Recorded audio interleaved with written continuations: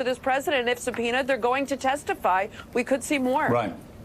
And Steve Ratner yesterday also we have to talk about how it moved us towards the end of a week, an extraordinary week, a dizzying week on the Ukrainian affair. Rick Perry announcing that he's going to quit, that he's going to get out of the White House.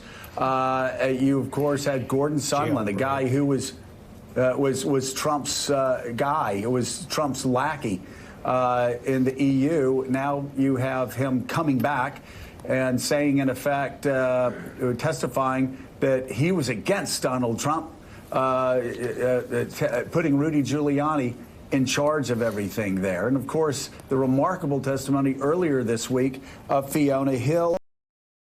All of this, again, moving up toward a crescendo with Mick Mulvaney saying, yes, we held up military aid in exchange for investigations. Get over it. Yeah, look, as Elise said, I think what you're seeing here is a lot of people basically saying to themselves, I'm not going to perjure myself for Donald Trump.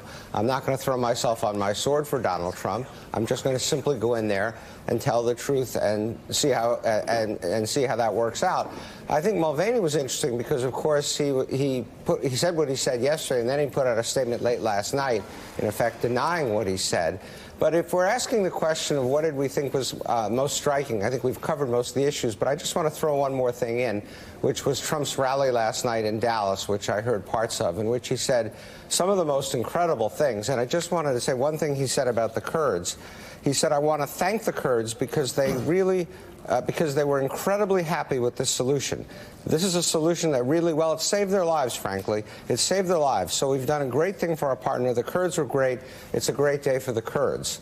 I don't think anybody thinks it's a great day for the Kurds. I think we have left the Kurds to try to wander the desert and survive somehow with absolutely no support for us. And the rest of what Trump said last night was in very much the same vein, and how he can do one thing and then go out and completely pretend it's something else is really reached, I think, some new lows. Well, I'll tell you what, it's the responsibility of the people that show up at those rallies to not be stupid. To not be so stupid that they should be kept away from blenders.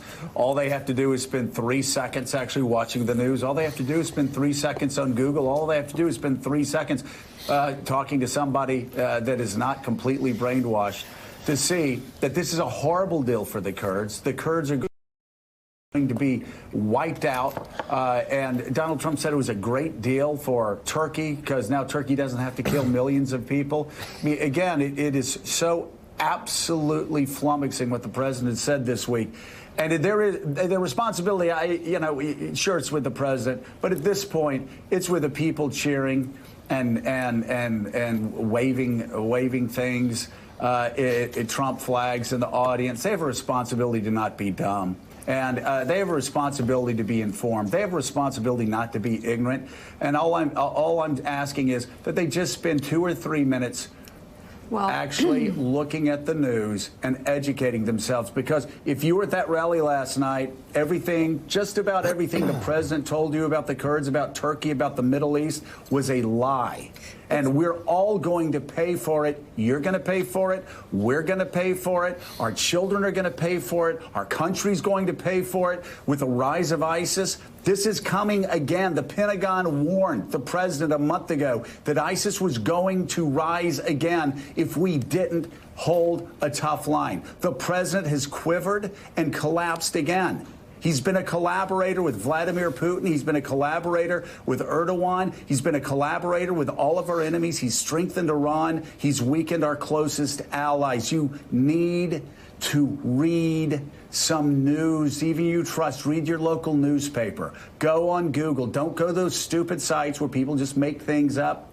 Read the news. Because we're all going to pay for this for years to come. Yeah, you had a Trump family member on Fox News saying people don't know who the Kurds are, so they don't care.